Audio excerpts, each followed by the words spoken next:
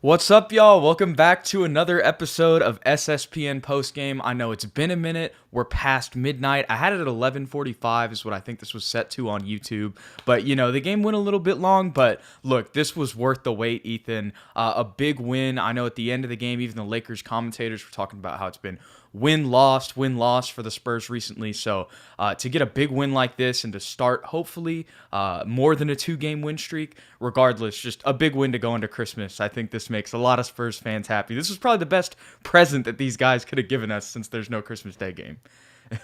Oh, for sure. I think they played probably their best game of the season, at least in my opinion, as far as everybody, being one cohesive unit, our bench unit coming out playing unbelievably, dominating the Lakers bench. Our starters, I know DeJounte struggled, but everybody else stepped up. Defensively, we seemed more in tune with one another. Our chemistry was through the roof.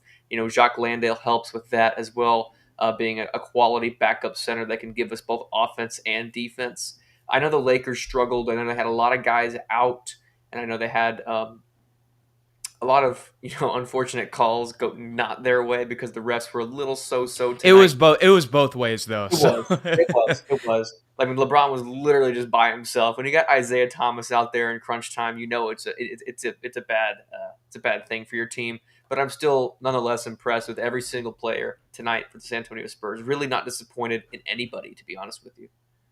yeah, I mean, like you could say Devin had an off night shooting, but it just kind of looked like his shot was short tonight. But really, other than that, like you said, everybody played really well. I mean, do you have any other thoughts? I don't want to just jump into my spiel before you weren't finished, but I forgot to tweet this when we won. I'm just yes. gonna say it right now. It was the Showtime Spurs against the old time Lakers. Yeah, that's basically what it was. It No, really that was. that that's a really good that's a good analogy. Floyd Kizzy, we see you in the chat. F Nico as well. We appreciate you guys being in here. Let's just talk about the man of the hour. 11 for 11, 3 threes, going up against LeBron James, giving him 30. Keita Bates-Diop, what is this? like, It came out of nowhere. oh my gosh. Yeah, what were your thoughts on that, on the way he played tonight, man? I don't know what the Lakers were doing defensively, but he wasn't even like it's one thing to get 30 points and be the guy on the team. The plays are drawn for you to get buckets, but he was getting just easy, cutting back door, easy buckets, put back buckets, fancy maneuvering underneath the basket to get some trick layups to go off the glass, looking like Kyrie Irving back in his Boston, Cleveland days kind of thing. Like I was just really impressed with him. And once you get those easy baskets, it seemed like his confidence levels kind of went through the roof. He was letting it fly from deep. He didn't miss at all from the field tonight.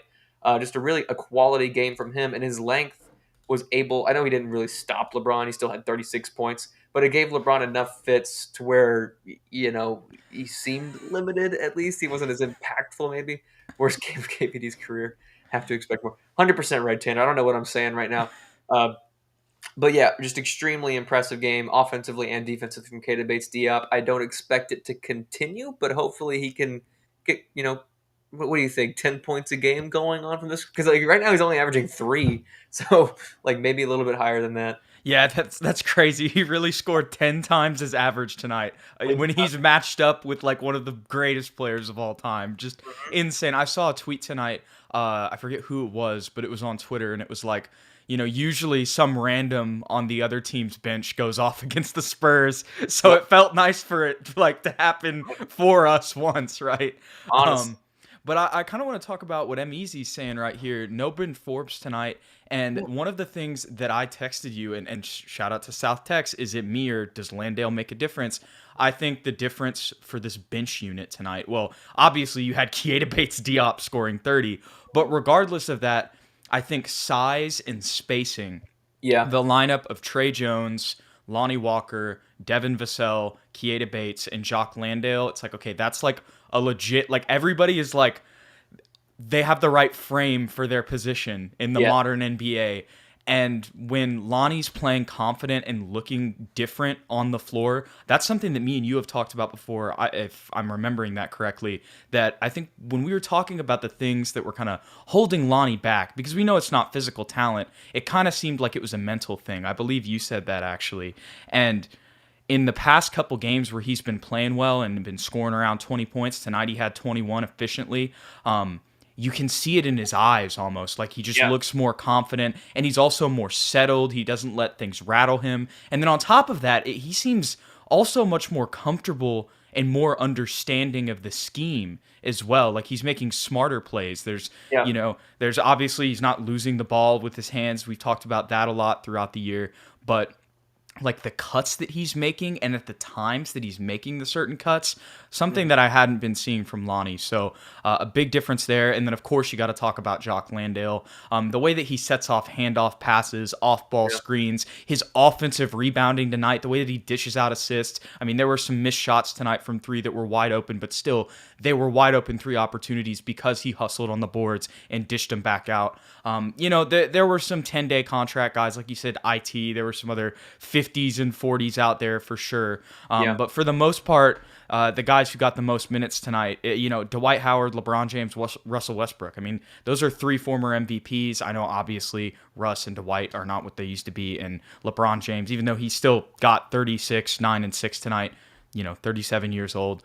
Melo as well. But like you said, when IT's getting 21 minutes, this is definitely a down Lakers team. And, we saw in the past two games when LeBron didn't play, when AD's there, we have problems in the paint. And I think Oh, it might have been a little bit better with Jock Landale, but he's still getting bodied by AD too. Just, the yeah. pause on this, but the thickness, it would have just Jock's a Sure. little bit of a stringy guy. That's why he can stretch the floor. Yeah. But and he hit one tonight too. So yeah, I mean, I'm with you, South Tex. I mean, man, it just Lonnie playing consistently, Yeah. and Jock Landale, what he does for the offense and opening everything up, is just it's like the little chef kiss emoji. And then, Mhm. I mean, we already talked about Keita Bates, but I don't think that's going to happen every night. But just the fact that Keita Bates can be a guy who can like go get an easy bucket under the ground, not trying to do too much. And I think that he just wasn't in the Lakers game plan, which is probably why he was able to do as much as he did tonight on top of everything else going right for the Spurs. Mhm. Um, but on top of that, he is a stretch four. So like he fits that kind of modern NBA, four, switchable, like he could play the three, but he's not too small. And even when he was walking onto the court, I was noticing like how tall he was. Like just you forget how tall he is too. I think he might be like he's listed as 6'8", but he looks taller than Doug McDermott, so he might be like 6'8 and a half, 6'8 3/4. So Lengthier too, for yeah, sure. and we ran him at the center for a little bit tonight. Yep. Whenever they were doing that against LeBron, and he was still doing well. And the fact that everybody played the way that they did, and DeJounte Murray had a rough night. It was so funny because, the last game we played, DeJounte, the reason we won the game was because of DeJounte. So the fact that we could prove to ourselves tonight that, hey, we can win a game, against an all-star level team, even if they're down a couple players, with DeJounte having a bad night, that's a huge thing for the Spurs. And I think that's another testament to why I agree with you. This is probably the best game we've played all year. Yeah, I'm going to echo what you just said. I don't know exactly the stats on this. I could be wrong, but I think this might be the first game where DeJounte has had a subpar game. I'm talking less than 10 points, and we have handedly won the game. Mm-hmm. Usually, if DeJounte is handled and not he doesn't go off for 20, 25 points, we lose the game. Pretty much in the opposite direction by double digits. But tonight, the bench, especially with Lonnie and like you said, Jock Landale, they really led the way and gave us that spark, as well as Keita Bates, of course. Can't forget his 30-piece tonight. But I was really surprised by Lonnie and Jock's chemistry on the court. I don't know if you were, but I knew that Jock was going to be a good player. I expected him to have a good impact as far as stretching the floor and fighting on the offensive board, stuff like that. But I did not expect him and Lonnie to kind of hit it off the way they did tonight. Like this was pretty special, at least in my eyes. Like Lonnie's super athletic play, cutting to the basket, Jock ability to both fade to the 3-point line and dive and battle with big guys like Dwight Howard. Dwight's a hard guy to box out, and he was getting offensive boards over a guy that used to, be the rebounding champion in this league, defensive player of the year candidate. I know he's older, but it's still difficult to do. Even Jakob can struggle to do that at times. And Jock was, managed to get 8 rebounds tonight. 5 of them were offensive rebounds. So that's what I think was like the difference maker for Jock Landale's impact tonight. Yeah, that's a great point because I even saw somebody tweet tonight. Obviously, this is just a joke, but they're like, "Forget Shaq and Kobe, Jock That was me. Landale and Lonnie Walker." Oh, that was you. That's That right. was my tweet. There you Yeah. go. There you go. Okay, so I'm shouting you out, and I didn't even know I was shouting you out. See, you stick in my brain, Ethan. But yeah, absolutely. Their pick and roll was going crazy tonight. Kevin McClain, I see you in there. They're not an all-star level team, but all-star level players out there. That, the starting lineup, that's going to be tough for some teams. But man, the Lakers are struggling. That's crazy. The Lakers are below 500 now. So that's another good point. I did kind of forget about that. But man, still a big win for the Spurs. I mean, when you go in and in the last two games in the Staples Center and you blow out both of these teams, it's big wins. But I think the other thing that you got to give the Spurs credit a little bit, and you can, say whatever you want about this, but like good on and I don't know, there are obviously some other extenuating circumstances, but like look around the league right now. What team is healthy? There's one team. Like, and unless I'm forgetting some other people, like I feel like every other team has somebody out due to COVID right now or something.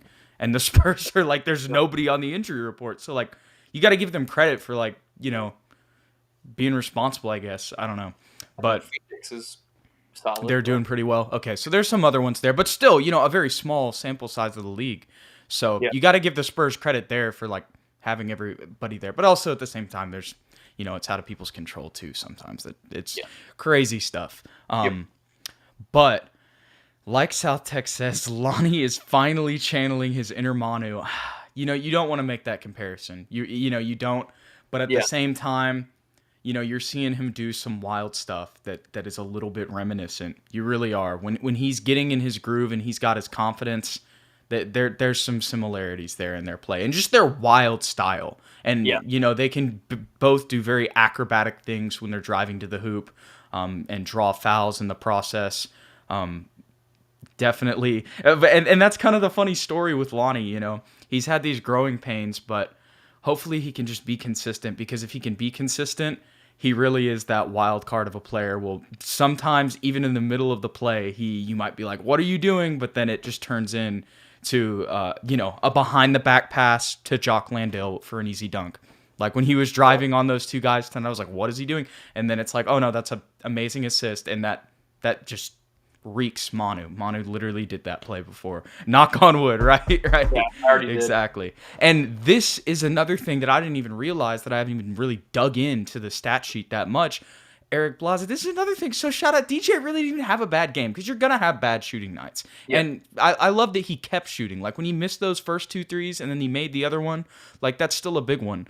Stayed aggressive. Yes, exactly. You want him to keep shooting, not lose that confidence. And then when you can find other ways to contribute, you love to see it. I think he had a couple steals tonight too. I think Derek even got a steal on LeBron, and that was because of KBD, man. That's the other thing. We were talking about him with 30. His defensive performance tonight was crazy. We always kind of knew he had length, but I mean, he was really like putting his hand in there. And yeah, absolutely. Derek, his playmaking, we've talked about that before. He only had 7 assists, less than DeJounte, but I felt like, especially down the stretch, he was able to really facilitate for the guys and also make some clutch threes. He went 4 for 6 tonight from 3. Yep. That was quiet. That was quiet. And he missed his first 2, I believe, also. I think so. But it's the fact that they're both staying aggressive, because early on in the season, one of them or maybe both of them would get conservative and not try and attack the rim.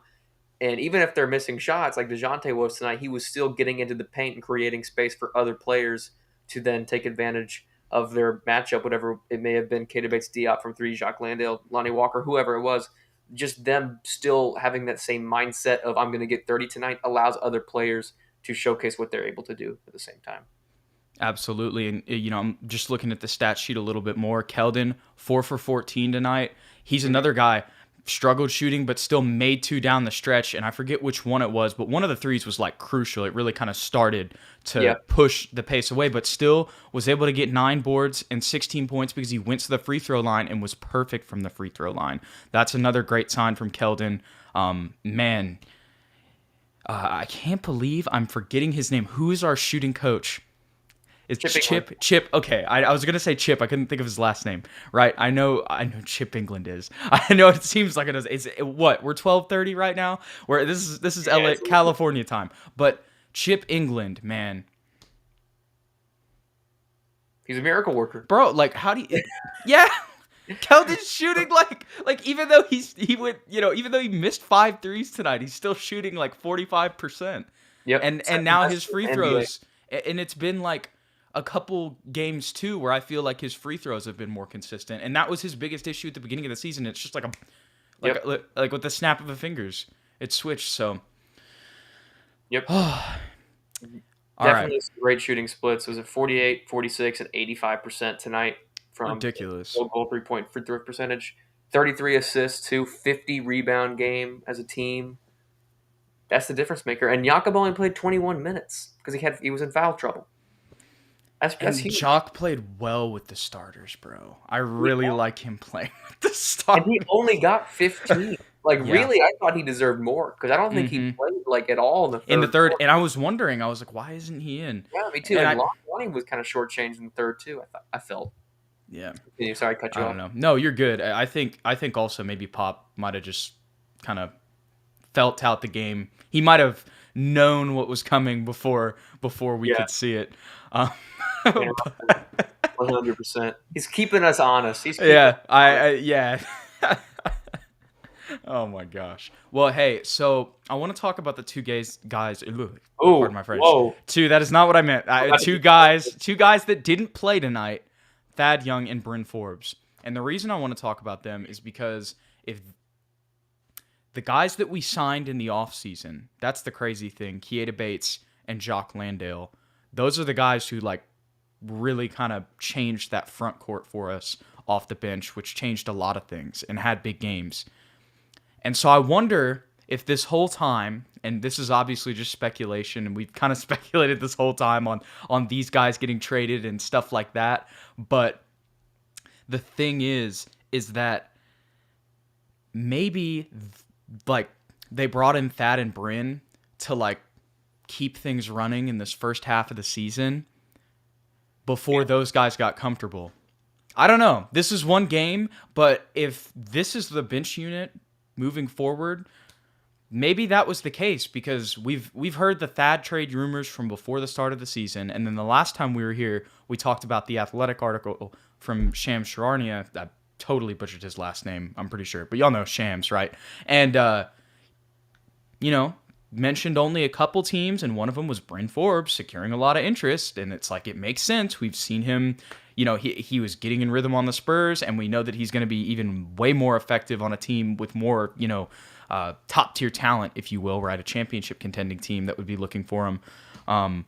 So I just wonder, with those guys getting less and less minutes, the way that Jock is progressing, I mean, the way that he killed it in the G League as well, you just wonder. And then Zach Collins, the imminency of Zach Collins coming back, man. Like, imagine if we had Zach Collins tonight. And you talked about him on the bench. He's definitely been the bench hype man. Him and Drew Eubanks were going crazy on that Doug layup. That was hilarious. And Doug got wrapped on that too. Like, but that would have kind of been on the floor. So I'm kind of glad they didn't call it because then we got the highlight layup. I'm in a Spurs chat with some friends and they were like, "Why is Doug Dr. J right now?" Facts. He's good at those. He's done that multiple times this season.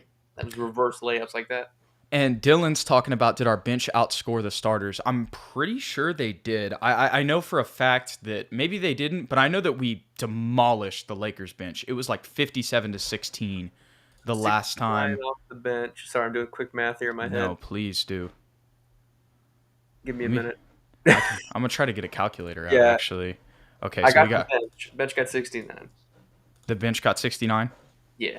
Okay. All right, let's see. So we got 13 from Doug. We got 16 from Keldon. We got 23 from Derek. We got 9 from... they did not. They did not. Wait. No, they scored the exact same amount. Oh. But look, when Keita Bates-Diop goes for 30 and shoots 100% from the field, the bench played better. Yeah, they did. On LeBron. Bro, LeBron. Correct. I'm never going to get over that. I don't even have any analysis for y'all, to be honest. I just can't believe that Keita Bates went for 69-69. went Yeah, for Eric. nice. That's why we won. I can't believe that man went for 30 tonight. Like, Yeah, no, it's crazy. It really is. And here's a little neat stat I just noticed. Lakers, every single player was negative tonight, if you like plus minus. And on the Spurs, every single player was positive, including Jakob, who was only +3. wow. Facts. Wow. Another thing, also, we're 2 days away from Christmas. Maybe you celebrate some other holidays too, but we just want to say in this, time of the year, we appreciate you guys. We hope that you're getting to spend some time with your family and all that good stuff. This was definitely, like I said at the beginning of the episode, a great Christmas present from the Spurs. This is going to put us in a good mood moving forward and definitely give us some confidence. But, with the Spurs, it's like we've seen little spurts of this. I will say it seems like we're definitely playing better, and it definitely feels like Lonnie's turned a corner, and I think that makes a difference on this team. But I still think at the end of the day, it's like we're going to probably be in that play-in best case scenario. Probably. We're creeping up in that slot. Like right now, everybody's like a game or But that's two. better than it was earlier. Yeah, for sure. When we thought we were going to get the number 1 pick, no doubt, 15th seed in the West. Remember that 2-week period? Yep. That was rough. Hey, we got through it, and we got this one. I'm glad also, because then you also just didn't get swept by the Lakers tonight. So that's a good thing, because you never want to get swept, by a Western Conference team in general. But I'm going to look ahead just a little bit at the Spurs schedule coming up. So the day after Christmas, they get to go play the Pistons, and I believe we played them earlier in the year and actually lost. Maybe I'm forgetting, but I don't know. I might be at the game, by the way. Really? Okay. So, for everybody watching, Ethan informed me that Trey Lyles went for 28 tonight. 28 points, 8 boards, 4 blocks. So, we have not played the Pistons yet. So, this game was great. It's all fun and games until the Trey Lyles revenge game happens and ends our season brutally. No, oh my gosh, yeah. So that's just something to watch out for. That would be a fun game to go to. Y'all, I'm looking at here, tickets as low as $14. So those dogs at my house? Hey, yeah, I think they are, but it's okay. They're barking. They're barking because I don't know. The Spurs team is full of dogs. Yeah. Oh yeah, for sure. There we go. Man, I really don't have much to say. I'm at a loss for words. We've talked about it. I think that, like Tanner's saying right here. Oh no, Trey Lyles had a big game. Yes, he did, Dylan. I think the team is better than we thought. 8-5 over a roughest stretch is a mark of a better playing team. Yeah. And I think the most interesting thing about this whole thing, because I remember at the beginning of the year, somebody who's in one of my chats talked about how he thought just off the Magic game, the first game of the year, that we were better than we were last year. And I think I thought that too. Obviously, we had that 2-week stretch, but the way that we've been playing in that 8-5 stretch, and against the caliber of opponent that we've been playing, I think my prediction would be, and it's not all about predictions, but I think probably we're going to win a play-in game and then lose. I think we're literally going to be one game better than we are last year. Maybe not, but I just don't see us being like that much better than we were last year. I don't know. I don't think so either, because we're still young. But we're playing, like tonight we played so well. Like if we play like this every night, we have a chance against anybody, but yeah, we got to run with this momentum for sure. I know Lonnie's had a great 6 games, including this one. I think he had 1 dud, but God, I hope he can continue it, because that's like the Lonnie poison. He gives you a handful of greatness, and then he's like, "Nah, I'm just gonna decide not to do well anymore." But I think this might be a little bit different. I sense that this could be more so of a positive sign than what we're used to seeing from him. I think this is like a legit possibility from Dylan right here. And for those of y'all listening on podcast, he's just saying that maybe by January the Spurs could be a 500 team. I don't think that it's going to be anything, crazy. Maybe that doesn't continue, but I think that that's genuinely a possibility with the way that they're playing, and also just looking at the schedule coming up. Obviously, there's going to be some tough games, but just for the next 6-game stretch, Detroit, Utah's going to be tough. That's going to be tough, but like winnable, with the way that the Spurs are playing right now. Memphis, Detroit, Toronto, and Boston. Boston's going to want revenge, so that's going to be a tough game. And like all those teams are solid. Like the Spurs could also, I don't think they'll lose all of them, but they could also go 3-6 in that stretch, or 3-3 or something like that. I don't know why I said 3-6. I thought 6 because the 6 is the total games, but that's also a stretch where you could maybe go like 4-2 or go 5-1. Honestly, like or 6-0. Yeah, that's true. You could also go 1-6, 1-5, or 0-0 in case the season comes to an end because oh my gosh. I don't think Adam Silver talked about that, and he said nope, we're just gonna hey, if the Spurs are healthy, y'all can roll out all them 10 dares, baby. We'll eat them W's. I'll take a COVID championship. Screw it. We beat Joe Johnson in the Celtics in the NBA Finals. That's crazy. That's crazy, man. And yeah, A+ tonight. A+, man. A+. So I'm trying to think of anything else, any other like major storylines going forward. I really think probably the thing to watch is Thaddeus Young and Bryn Forbes, and if they get moved, and then Zach Collins coming back, which hopefully is sooner rather than later. Because wasn't the original ETA around Christmas time? Yep. I don't know if there's been any recent news stories about that. I don't know. Yeah, it's gonna pop out of nowhere. Watch, it's gonna be like a random like Wednesday in March. And they're just going to be like, Zach Collins is completely healthy and cleared to play and has no minutes restriction. Like, yeah. Hey, yo, this is the best storyline actually right now. DeJounte Murray has I know he had a bad game tonight, but he definitely has a case for All-Star. I think the last time we talked, we were like, you probably give it to these guys. Now with the way that he's continued to play, the triple doubles and like the Spurs records, the averages, I think he needs to be there. And especially, even if I think he should be an All-Star, but even if he's not, especially the MIP conversation. I mean, I think he's the clear front runner. This might sound weird, but I think he is way more likely to be most improved player than he would be to make an All-Star game, even still. I agree. Spurs Nations is going to vote for him for sure, but just because he's on the Spurs and nobody knows. Until our team comes to your city and plays your team, you have no idea what DeJounte Murray is doing, more than likely, because the NBA doesn't really cover us at all. So I doubt he gets many votes outside of Spurs Nation. Maybe the coaches give him a nod and let him in, because don't they pick the reserves, like the coaches around the league? I think actually it's like now it's the players, right? They draft them. They draft the team. No, I mean I know they draft, but like the reserves that are selected to be on the list of players that then are drafted are That's selected right. That's right. That's a really confusing way to explain that. But no. But I get what you're saying. That I forgot about that. Yeah. So I think that there actually was like I'm saying this with like not a lot of information, not a lot of confidence, but I want to say I saw something on Twitter, and we know how reliable that is. But I swear I saw something reliable on Twitter that was actually like putting him in as like a prediction. It was like a prediction from like ESPN or like an actual publication, and they had him as the final guard. So I really hope so. But you know how most of the NBA fans are. They would vote Russell Westbrook in just because of Westbrook, and just be like, who's DeJounte Murray with the Spurs? Are they in Texas? I don't even know where they are. All I know is Luka. Are they on the same team? That's just how it is.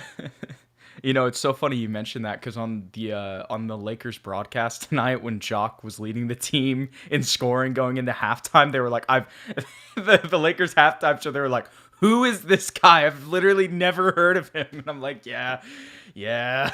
But actually it's like, no, but he's a bronze medalist, like, so it's kind of crazy. Like, I guess you didn't watch Olympic basketball, but I don't Sad know. casuals on the Lakers. Sad casual Laker broadcasters.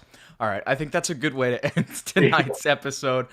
We appreciate you guys for stopping by. We got 56 of y'all, 55 of y'all in here right now. We appreciate it. We know we've been off for a minute. It's just been the holidays, so we've been working through some things, but we're gonna have some time off probably after Christmas and all New Year's and all that stuff. We'll be back getting into games and all that good stuff. So we're here to stay. We're not going anywhere, but enjoy this family time with enjoy that's I was gonna say with your holidays. That's right, but that's where my words got jumbled. Look, we're running on. We're 12:42 here. It's late night SSPN, but a big Spurs win on the West Coast. Last game in the Staples Center too. So I mean, blowing out the Lakers. Then I know COVID's there still, but that's disrespectful. That's dog type stuff. We had the barking in the background, and that's because the Spurs were dogs tonight. So before y'all go, follow us on Twitter at Ethan_Quintero for some great live tweet comparisons like Lonnie and Jock Landale to Shaq and Kobe. And follow at Jude McLaren for just posting the podcast stuff if you want to listen to the audio feed. Don't forget to like and subscribe as well. And we've had some of you guys buy some merch, which we really appreciate. And if you want to go get some SSPN merch, we have a hoodie, we have t-shirts, coffee mugs. Just head over to SpursTube TV. So we appreciate you guys. We'll see y'all in the next one. KBD over LBJ.